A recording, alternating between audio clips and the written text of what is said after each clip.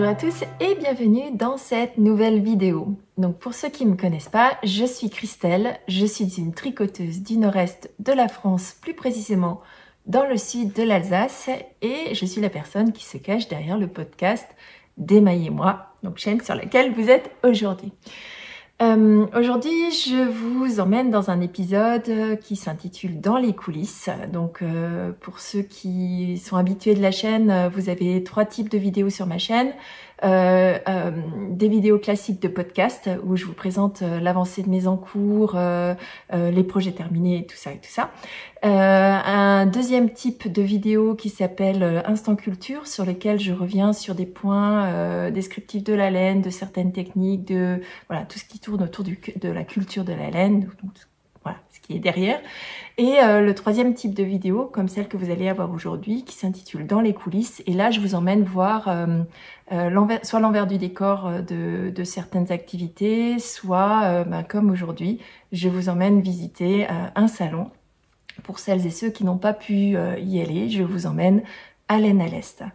Donc, avant de commencer, je vais dire un grand merci à Noémie sur Instagram. Si jamais vous ne la connaissez pas, elle s'appelle Surnomaille et c'est grâce à elle que j'ai pu aller au salon, puisqu'elle m'a contacté, m'a proposé un covoiturage, puisque le salon est quand même à 2h30 de chez moi, mais elle m'a généreusement proposé de covoiturer. Et alors Noémie, pour la petite histoire, je l'ai connue grâce au site You Need to Learn. Si jamais vous ne connaissez pas ce site, donc je vous mettrai le lien dans la barre de description. C'est un site, alors c'est une personne qui propose des patrons de tricot, mais elle propose également un dictionnaire ou un annuaire des tricoteurs et tricoteuses de France. Donc si jamais vous n'êtes pas inscrit, je vous invite à vous inscrire dessus. Ça vous permet d'identifier les tricoteurs et tricoteuses que vous avez aux alentours de chez vous. Et donc de rentrer en contact avec eux. Et vous retrouvez aussi les événements tricot, les salons, les boutiques de laine, donc une mine d'informations. Je vous invite vraiment à aller voir. Donc You Need to Learn, je vous mets tout ça dans la barre de description. Et donc c'est ainsi que j'ai connu Noémie, puisque je l'avais identifiée sur cet annuaire. J'ai commencé par la suivre sur Instagram, on a discuté et c'est comme ça que j'arrive au salon de Laine à l'Est. Donc, cette vidéo va être en 3 parties. Donc, la première partie, je vais vous présenter le lieu dans lequel a eu lieu Laine à l'Est, puisque c'est un lieu qui a une histoire, qui est magnifique. Je vous mettrai, j'ai mis des vidéos, je vous ai préparé des petites vidéos, des photos et tout ce qui va bien. Dans une deuxième partie, je vous parlerai des animations qu'il y a eu, parce que ce salon, au-delà du fait d'avoir de magnifiques teinturières indépendantes, de magnifiques laines qui étaient présentées, de magnifiques accessoires, vous aviez aussi tout un tas d'accessoires, d'animations autour du tricot. Alors, j'ai pas pu tout filmer. Et d'ailleurs, j'ai pas pu filmer non plus tous les stands. Il y avait énormément de choses à voir de partout. Et je n'y étais qu'une journée. Donc, mes excuses à ceux qui n'apparaîtront pas dans cette vidéo. J'ai fait de mon mieux. Si jamais c'est pas suffisant, dites-le moi et j'essaierai de faire mieux la prochaine fois. Et donc la troisième partie de cette vidéo, elle sera dédiée aux présentations des stands sur lesquels voilà, j'ai voulu mettre un petit peu vous présenter voilà ce que vous auriez pu voir à ce salon, et j'en profiterai pour vous montrer mes petites acquisitions au fur et à mesure. Donc j'essaierai de faire ça de manière très ludique. Vous aurez un tout petit peu d'acquisition, un tout petit peu de vidéos du salon à chaque fois, et bien sûr tout ceci sera supporté par une musique d'un auteur peu connu, dans lequel je vais vous marquer ici le nom et le titre de sa chanson. D'ailleurs, je vous le mettrai aussi dans les barres de description. Je vous le dis pas à l'oral parce que j'ai pas encore décidé quelle musique je vous mettrai. Mais voilà. Et donc pour finir, avant de vous démarrer cette laine à l'Est, j'en profite pour vous dire ce que je porte aujourd'hui. Aujourd'hui, comme il fait un petit peu frisquet, j'ai pu ressortir mes tricots et je porte donc le Venezia Shawl de Rory Locatelli que j'ai tricoté en laine du loup de chez Tricot et Stitch et que je trouve absolument juste à la taille idéale pour cette intersaison, puisqu'elle fait un tout petit petit châle, c'est un châle à un écheveau. Si jamais vous voulez en savoir plus, je vous invite à retourner quelques podcasts en arrière puisque je vous présente voilà, l'ouvrage en cours ainsi que l'ouvrage terminé. Et donc j'arrête mon blabla et on va passer à la présentation du salon.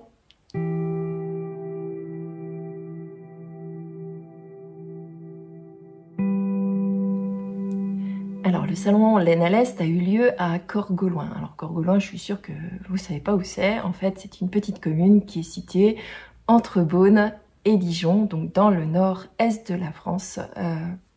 Voilà. Mais le nord-est de la France, c'est un peu grand. C'est une propriété pour laquelle le bâtiment principal porte le nom de manoir équivocal. Mais il n'y a pas que le bâtiment principal, donc je vais vous mettre plein de photos et de vidéos au fur et à mesure. Hein, donc vous aurez des illustrations de ce que je vais vous raconter. Mais voilà, la propriété, elle est composée de plusieurs choses. Vous avez le manoir en lui-même, vous avez une grande grange, vous avez un colombier, vous avez un magnifique mur de pierre par lequel vous pouvez traverser ce mur et vous tomber sur des vallons céréaliers. Donc une grande surface sur lesquelles ils cultivent. Donc elle est située en hauteur.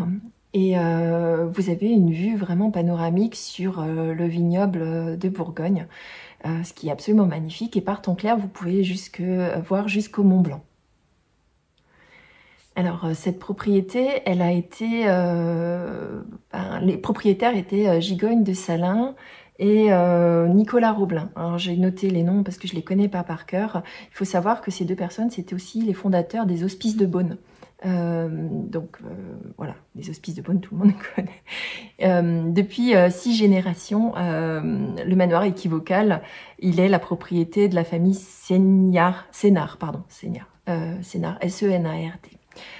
Et depuis 2010, la gestion de cette propriété, elle a été confiée à Irène Lenoir, qui voilà, développe tout un tas d'activités éco-responsables autour de ce manoir. Et j'ai trouvé que le choix de ce manoir était parfait pour refaire vivre cette filière de la laine qui est tournée vers l'écologie, vers voilà, la nature, vers la gestion d'une filière qui est propre, qui est riche ou en tout cas chère à mon cœur. Alors, Laine à l'Est a su utiliser vraiment toutes les facettes de cette propriété, puisque vous aviez, en rentrant dans Laine à l'Est, vous tombiez d'abord sur la partie cour, sur lequel des stands étaient installés sous forme de petits chapiteaux. Et ces petits chapiteaux entouraient une partie où vous pouviez vous asseoir, prendre un café, tricoter, voilà. Et à l'extérieur, vous aviez aussi, bien sûr, des stands qui vous permettaient de vous restaurer, de boire un café, voilà, vraiment tout pour vous mettre à l'aise et pour voilà, pour que vous passiez un beau moment. Une deuxième partie du salon se trouvait à l'intérieur de la grange. Donc le bâtiment de la grange, c'est un bâtiment qui est magnifique. Il y a énormément de hauteur sous plafond. Vous avez des grosses poutres apparentes, des vitres sur la partie haute. Alors par contre, c'est assez sombre. Donc plusieurs exposants avaient mis des lumières pour vraiment qu'on puisse voir vraiment les coloris de la laine. Donc d'ailleurs, avec Noémie, on est sorti à plusieurs reprises avec un écheveau en main pour voir à la lumière naturelle ce que donnaient les échevaux. Dans cette grange, vous aviez aussi tous les murs qui étaient en ces petites fameuses pierres dorées et recouvertes au badigeon qui voilà, vraiment donnaient une ambiance très particulière à ce salon. Sur la partie arrière de cette grange, vous aviez donc le colombier qui permettait de sortir. Alors là, j'ai beaucoup moins été parce qu'il y avait beaucoup plus d'ateliers et notamment de conférences. Voilà, encore une fois, moi j'y étais qu'une seule journée, donc j'ai pas pu tout voir. Sur la partie arrière, donc vous aviez ce fameux mur de pierre que vous pouviez traverser pour arriver sur les parties cultivées ou cultivables, enfin en tout cas sur les parties plus champs ou en tout cas verger, nature. Et là aussi, Laine à l'Est avait installé des petits chapiteaux avec des exposants et une partie centrale où vous aviez notamment parfois des démonstrations et c'est ce qui va me permettre de faire la transition vers la partie suivante. Voilà, il y avait tout un tas de démonstration et de présentation d'activités autour de la laine.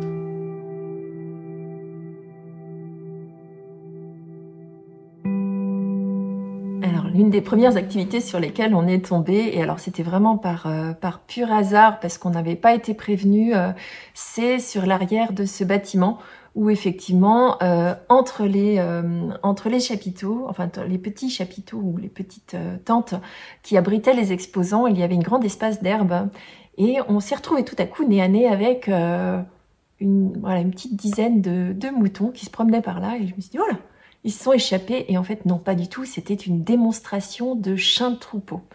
Et il y avait donc le berger muni d'un petit sifflet et un chien qui courait autour, enfin en tout cas qui gérait l'avancée du troupeau en fonction des indications que lui donnait son maître. Et c'était assez impressionnant de voir à quelle rapidité ce chien réagissait au quart de tour, mais aussi l'interaction qu'il y avait entre les animaux. Donc les moutons étaient vraiment maintenus par ce chien. Et voilà, ce chien qui était à l'affût. Alors je vais vous mettre une vidéo pour que vous puissiez vous rendre compte. J'espère que vous pourrez, enfin, que la vidéo vous rendra autant de plaisir que ce que moi j'ai pu en avoir. C'était vraiment passionnant. Si jamais vous avez l'occasion de vous rendre une fois à l'Aisne à l'Est et de voir ça en réalité, je pense que ce sera encore mieux qu'en vidéo.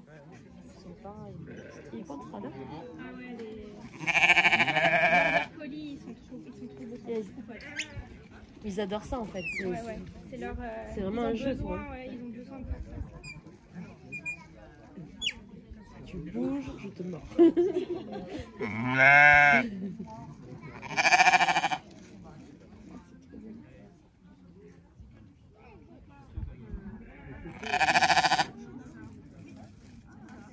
Ils viennent rechercher ce que tu as écrit. C'est donc...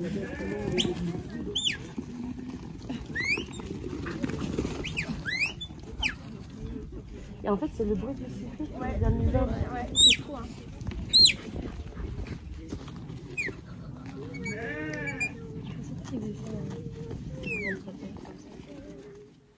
Deuxième activité ou mise en valeur des métiers de la laine, j'ai eu le plaisir de m'arrêter, alors je vais vous commencer à faire un peu de pub, hein, donc, sur le stand de les fibres de la renarde, ou les tricots du renard d'ailleurs aussi. Donc, mettre là, vous avez son logo. Et là, qui a eu la gentillesse de nous montrer comment elle cardait la laine avec un outil. Donc là encore, j'ai pris une vidéo. Donc elle partait d'une masse de fibres qu'elle passait dans un rouleau et qu'elle tournait pour la carder. Donc la carder, elle nous a expliqué gentiment. Alors, je peux pas tout vous retranscrire parce que j'ai pas toute cette connaissance-là, mais en gros, elle remettait les poils dans le bon sens, ce qui lui permettait après de mieux filer, en tout cas d'avoir une fibre qui était filable et transformable en lin. Donc je vous ai encore une fois pris une vidéo pour vous montrer. Il y avait aussi ça et là dans différents stands d'autres activités ou d'autres expositions liées au filage de la laine. Donc je vous ai pris une petite vidéo que vous aurez aussi tout à l'heure sur une personne qui filait son fil au rouet. Et j'ai trouvé ça vraiment très joli. Voilà, donc je vous ai filmé. Il y avait aussi sur une table centrale un certain nombre d'outils liés au filage de la laine. Donc je vous laisse découvrir ça tout de suite.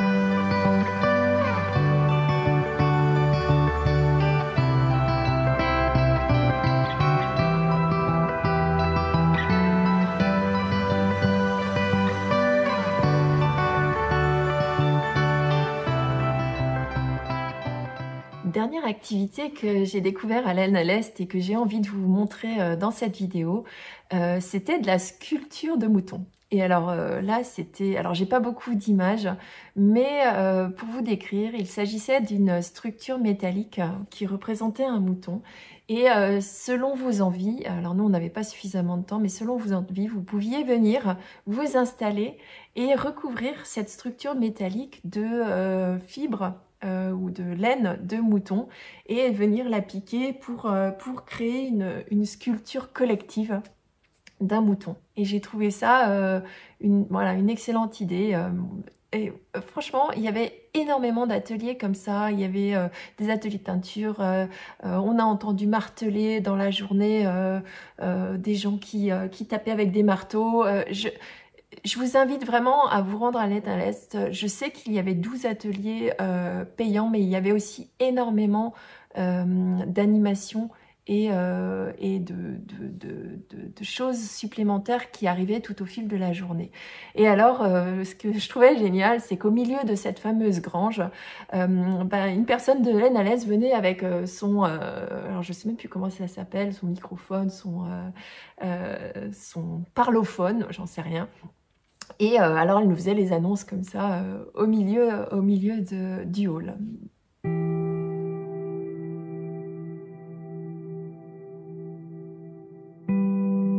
Dans cette troisième partie, je vais vous parler de laine, d'acquisition, et je vous mettrai tout ce que j'ai pris comme image des différents stands que j'ai visités. Alors malheureusement, je n'ai pas tous les stands que j'ai visités, parce que sinon cette vidéo serait certainement trop longue, mais sachez qu'au total, il y avait 40 exposants, il y avait de très beaux mondes, il y avait de très belles laines, il y avait de la laine rustique, il y avait de la laine un peu intermédiaire, il y avait de la laine extrêmement fine, des teinturières, de la laine un tout petit peu plus commerciale sur certains autres stands, et j'ai pris énormément de plaisir sur chacun des stands. Et j'ai craqué, et j'ai craqué, et j'ai craqué. Donc le premier stand que j'ai visité, alors non, je vous les fais pas dans l'ordre, je vous le fais juste dans l'ordre de ce que je sors de mon sac. Donc l'un des stands que j'ai visité, c'est le stand de Eline Hélène, que j'ai déjà tricoté, que je connaissais déjà, puisque dans l'épisode précédent de mon podcast, vous avez notamment un pull calisson que j'ai réalisé dans une de ces bases qui s'appelle Shiva, qui est un mélange de BFL et de soie, et que j'ai beaucoup aimé tricoter de par voilà, sa texture, la finesse, la douceur de cette laine, et aussi finalement la qualité de sa couleur. Donc c'est tout naturellement que je suis revenue vers elle pour voir ce qu'elle présentait. Donc bien évidemment, je vous mets quelques photos, quelques vidéos pendant que je vous parle de son stand. Et là-bas, j'ai craqué sur 4 écheveaux de sa base, alors Maya Fingering, qui est une base alors ultra douce. Alors là, on est dans du cocon de chez Cocon. C'est une base qui est composée de 70% de baby alpaga. Donc là, vraiment la partie la plus douce et la plus fine de l'alpaga. 20% de soie, donc ça c'est pour la luminosité, vous allez voir tout à l'heure, et 10% de cachemire. Donc là, quand je vous dis qu'on est dans l'ultra doux, je crois que, voilà, là on est vraiment dans le petit cocon douillet. Et j'ai craqué pour son coloris qui s'appelle Attraper les nuages. Et voilà ce que ça donne, Attraper les nuages. Donc c'est un écheveau qui va du naturel ou naturel quasi blanc jusqu'à des nuances de bleu un peu plus marquées, donc bleu-gris, avec des speckles plus foncés, presque gris anthracite. Mais l'avantage de cette base, c'est que vous avez une couleur qui est assez diluée, presque éteinte, et donc qui fera un pull d'hiver très doux et très chaud, puisque l'alpaga c'est une laine qui est extrêmement douce. Je vous en parlerai d'ailleurs dans le prochain épisode de l'Instant Culture. Je sais qu'il devait sortir hier, mais j'espère que vous me pardonnerez, puisque à la place de vous sortir un épisode, je suis allée vous tourner des images de Laine à l'Est. Donc voilà, j'ai 4 écheveaux, donc ça a été l'un de mes premiers craquages de la journée. 4 écheveaux qui sont jalousement gardés par moi-même, pour moi-même. Donc ce sera certainement un pull. Je n'ai pas encore décidé quel modèle, mais voilà, j'en ai pris plein les yeux sur le site, sur le stand de Eline Hélène. J'ai notamment pu voir la fameuse chaussette de Madame Bibiche, Céline, qu'elle a tricotée dans son fait de mini et qui était présent sur son stand. Et normalement, si je fais bien mon travail de montage, vous devriez avoir ici une photo de cette chaussette. Deuxième stand sur lequel j'ai fait un petit craquage, c'est un stand de chez La Madeleine, où il y avait Madame et Monsieur. Alors c'est plaisant d'entendre parler les messieurs. Vous verrez d'ailleurs que c'était le cas pour d'autres teinturières. Voilà, il y avait Madame qui tenait le stand, mais Monsieur. Et si vous discutez un peu avec les messieurs, vous vous rendez compte que finalement ces messieurs tricotent, ou en tout cas ils sont très plein de connaissances sur le domaine de la laine. C'est très plaisant de voir ces messieurs venir dans ce monde du tricot. Je trouve que voilà, ça se démocratise beaucoup et j'ai beaucoup aimé. Donc chez elle, j'ai craqué pour un écheveau qui s'appelle, alors en coloris c'est Mosaïque. J'ai un petit rayon de soleil là qui vous embête un petit peu. Je sais pas si je peux vous l'enlever. Bon, j'espère qu'il vous embêtera pas trop. Voilà, donc cette couleur, c'est la couleur Mosaïque, donc qui est couleur, j'aurais dit beige, avec des speckles de marron et de bleu marine. Donc exactement des couleurs qui iront très bien sur mes pieds pour les mois d'automne. C'est une base, alors à l'arrière, hein, mérino, nylon et stellina doré. Que vous voyez normalement à l'écran, si je ne me trompe pas, elle brille hein, beaucoup.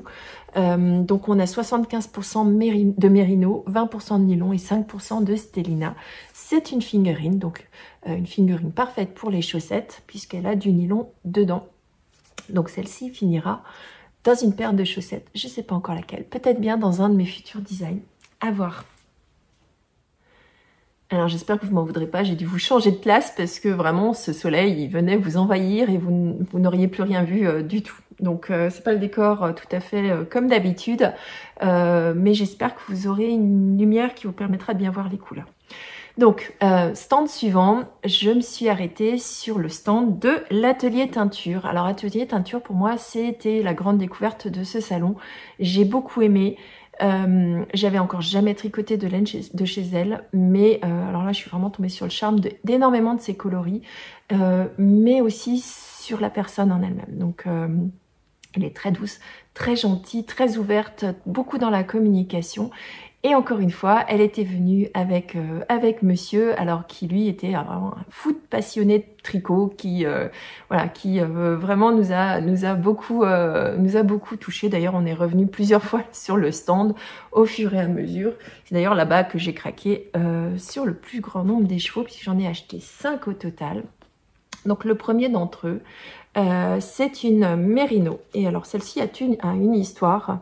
Donc c'est une mérino, 100% mérino.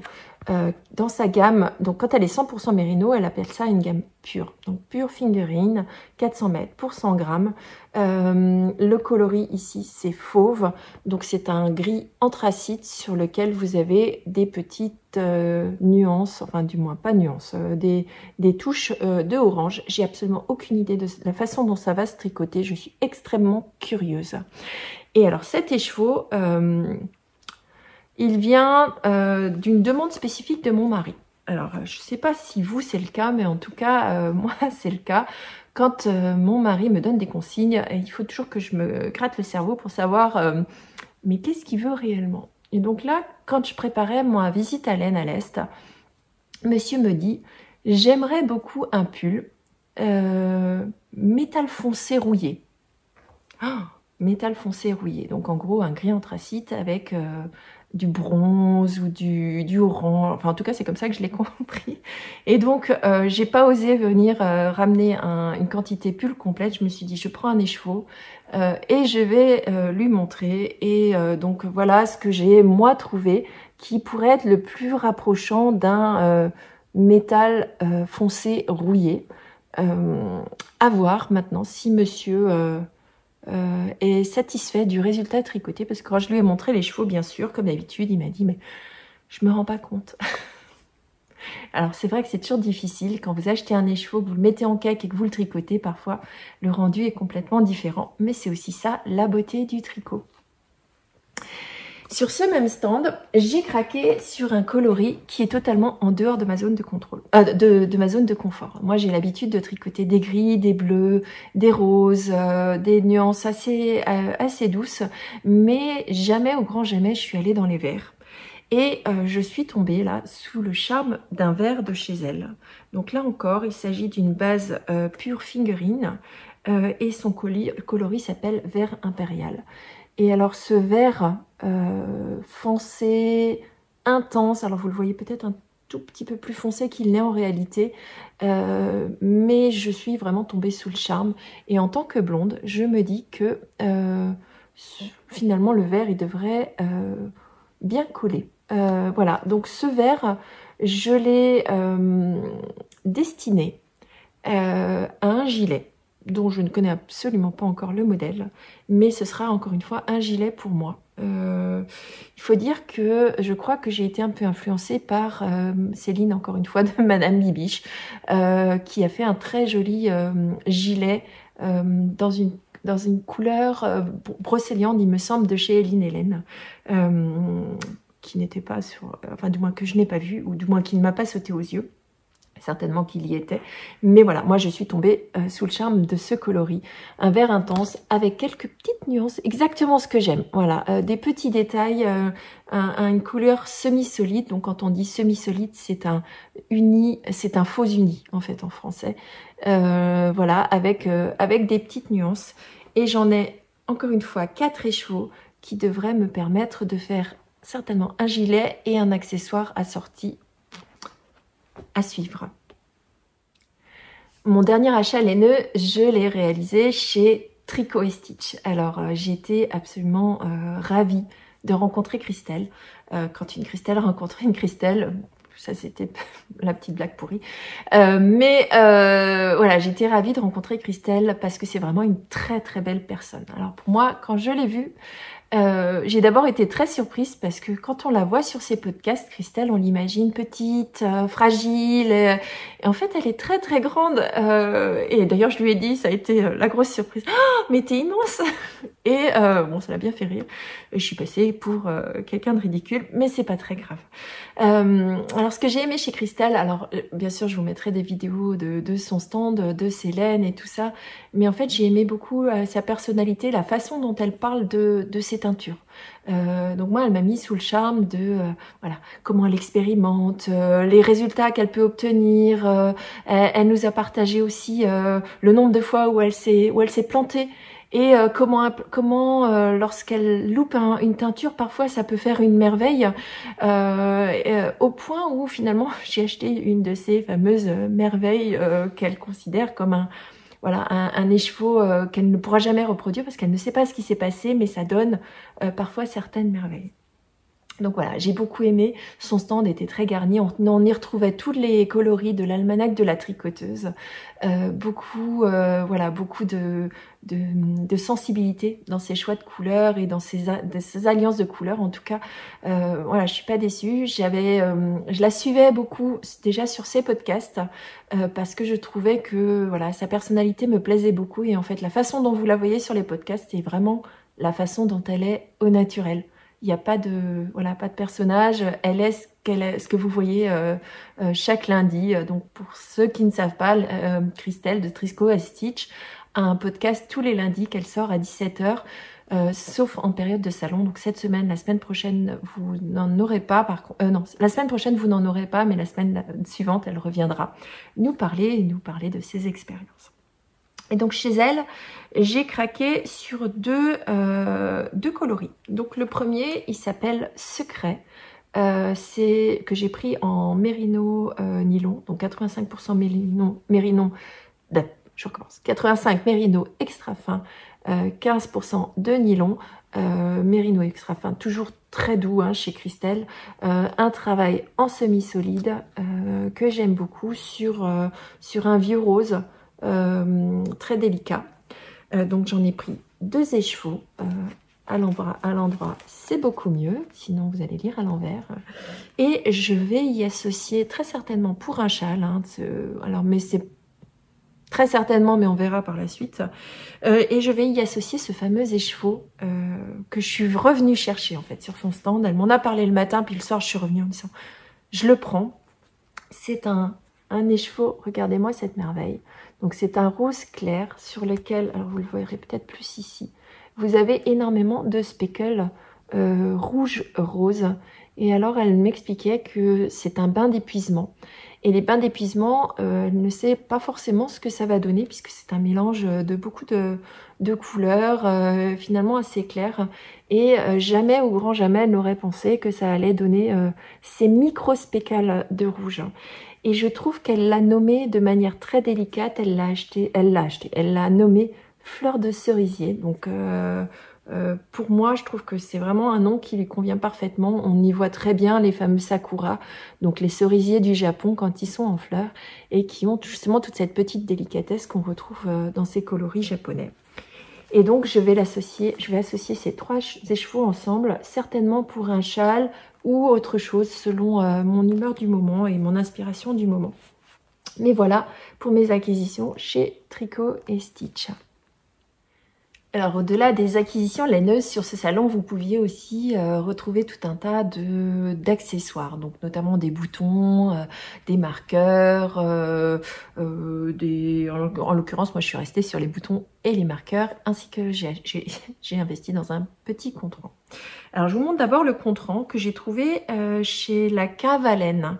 Donc la Cavalaine, elle fait des accessoires de tricot ainsi que des sacs à projet. Alors, je vais devoir vous le montrer sur un projet parce que j'ai pas pu résister. Je l'ai monté déjà sur mon Dingley et donc c'est un marqueur, un compteur de rang sur le thème d'Halloween. Donc, je suis un petit peu en avance, 15 jours en avance. Mais j'ai trouvé que voilà, ça allait bien sur les coloris que je tricotais. Alors, ce que j'aime bien dans ce compteur de rang, c'est que les anneaux sont plus petits que ceux sur lesquels j'ai l'habitude d'avoir, parce que bien souvent, en tout cas pour ma façon de tricoter, ces marqueurs, ces compteurs de rang, ils sont un petit peu trop grands, et lorsque je tricote, ils me gênent dans la main. Et donc, ils ralentissent mon tricot à chaque rang. Mais celui-ci a vraiment voilà, des anneaux qui sont assez petits. Et comme de toute façon, je tricote énormément de fingering, je me suis souvent sur des aiguilles de 3,5 ou moins. Et du coup, celui-ci fonctionne très bien. Donc ils sont présentés dans une petite boîte, voilà, donc la Cavalaine, voilà son logo, et il y avait bien sûr un petit marqueur pour les dizaines sous forme de pierre tombale. Alors je l'utilise pas puisque j'avais pas jusqu'à 10, en tout cas pas pour l'instant. Mais voilà pour mon premier achat. Alors j'en profite, la Cavalaine, associée à une boutique du sud de l'Alsace qui s'appelle Le Détour, va organiser un nouveau salon dont je vous mettrai les détails dans la barre de description parce que je ne me souviens pas par cœur, mais ils vont organiser un petit salon laineux dans le sud de l'Alsace, à Saint-Louis, pour ceux qui connaissent. Ça aura lieu fin octobre, début novembre. J'ai plus les dates, mais je vous le noterai ici. Et donc, c'est un salon, c'est toute première édition d'un petit salon, donc très intimiste, qui aura lieu sur la cité d'Anzas à Saint-Louis. Donc, je vous invite à y aller. J'ai pas encore la liste des exposants, ce que je suis sûre, puisque elle me l'a confirmé, il y aura Penny Lane Yarn, qui est la teinturière chez qui j'avais acheté mes écheveaux pour tricoter le pull de mon mari. Donc le pull bleu assez varié et où voilà, qui a un travail de teinture très intéressant et très intense. Donc j'irai. En ce qui me concerne, je serai certainement sur le salon et donc je serai absolument ravie de vous voir, de vous rencontrer, de discuter avec vous. Alors, le suivant que je voulais vous présenter, et je vous mettrai juste une petite courte vidéo parce que malheureusement, j'ai pas craqué sur le stand et c'est un de mes regrets du salon. J'aurais dû craquer. Heureusement, ma trip copine Noémie a commandé, enfin du moins a acheté chez eux. Ce sont des marqueurs de rang ou de maille ou des Progress Keeper en bois. Qui était sur le thème de l'automne, ou en tout cas de la nature. Et j'ai trouvé ça très joli. Donc je vous mets une petite vidéo de leur travail. Et bien sûr, je vous mettrai dans la barre de description le lien vers leur travail. Je me souviens plus de tête comment il s'appelle, mais je vous le noterai bien sûr en dessous de la vidéo. Alors, les derniers achats que j'ai réalisés, ce sont des boutons. Et là, encore une fois, je suis retournée chez Camelire, donc Atelier Camelire, qui fait des boutons artisanaux en céramique. Et alors, je suis vraiment fan de son travail. Je vous en avais montré, j'en avais déjà acheté à Knit at Motoko. Mais là, elle avait publié sur Instagram une nouvelle collection sur le thème de l'indigo. Alors, le l'indigo, c'est du bleu. J'ai pas pu m'empêcher d'aller voir. Et alors, je voulais vous montrer parce que lorsque vous achetez chez elle, elle vous emballe en fait vos boutons dans des pages de vieux livres. Et alors, je trouve que c'est tellement délicat, ces emballages. Et donc, j'en profite pour vous montrer les boutons que j'ai achetés. J'ai choisi d'acheter des tout petits boutons d'indigo. Et on retrouve sa marque de fabrique, donc ces imprimés de végétaux. Et qui font que chaque bouton est différent puisque vraiment elle les réalise avec des emporte-pièces. D'ailleurs, si vous allez sur son Instagram, vous retrouvez comment elle les fait. Elle partage beaucoup, mais voilà, j'ai essayé de choisir vraiment différentes parties de la plante. Et il y en a 6 au total. Hop. 5e et le 6e. Voilà. Et donc, je ne sais pas encore exactement où je vais les mettre. Voilà, clairement, ce sont des petits boutons très délicats. Alors, l'avantage d'avoir un bouton artisanal, c'est qu'il n'est pas tout à fait rond. Ils sont tous différents. Ils ont tous une teinte. Et chez Atelier Camelire, en fait, elle vous le met sur un plateau et vous choisissez exactement le bouton qui vous plaît ou l'association des 6 boutons qui vous plaisent. Donc, j'aime beaucoup son travail. Voilà, j'hésiterai pas à retourner chez elle la prochaine fois.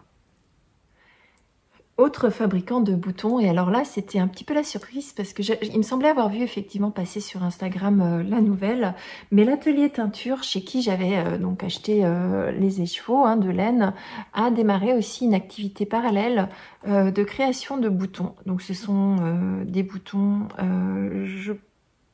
alors pas en céramique, je saurais pas vous dire, ça ressemble à... Je ne sais pas. Bon, bref. Voilà les boutons que j'ai achetés chez elle. Je ne sais pas encore si je vais les associer à ce projet-là ou non. Mais encore une fois, ce sont des boutons artisanaux. Donc, l'avantage, c'est qu'elle associe... alors, elle est en train de déployer sa gamme, mais elle va associer les boutons au coloris de la laine qu'elle teint. Et donc, vous pouvez avoir une association parfaite entre les boutons et la laine au même endroit. Donc, moi, j'ai choisi des boutons... Alors, ils ne ressortent pas bien à la caméra, mais ce sont des boutons qui sont gris et blancs avec des petites pointes d'argent à l'intérieur. Je vous en montre quelques-uns. J'en ai pris 6. Je voulais peut-être les associer avec ce vert. Il n'est pas impossible qu'ils finissent sur un autre projet, en tout cas. Je ne sais pas encore, mais je vais les garder bien au chaud et je leur mettrai une petite place de valeur. Donc voilà, on arrive à la fin de cette vidéo. J'espère qu'elle vous aura plu. En ce qui me concerne, je ne pouvais pas partir de Laine à l'Est sans ramener un petit souvenir. Et j'en ai profité pour récupérer à la sortie un petit Progress Keeper avec leur logo, Laine à l'Est, que je garderai bien précieusement pour un ouvrage ou dans ma boîte de Progress Keeper. Donc voilà pour aujourd'hui. J'espère que cette vidéo vous a plu. N'hésitez pas à me dire si ça vous a plu ou pas, comme d'habitude. Hein, moi, je suis preneuse de vos feedbacks, enfin de vos retours d'expérience. Si ça vous a plu, je réitérerai l'expérience avec d'autres salons. Je sais que d'ici quelques semaines, il y a un salon en Allemagne. Proche de la frontière française, qui est un salon qui s'appelle Wollensymphonie, qui regroupe énormément de teinturières indépendantes allemandes et sur lesquelles j'ai l'intention de me rendre. Donc si cette vidéo vous a plu, dites-le moi.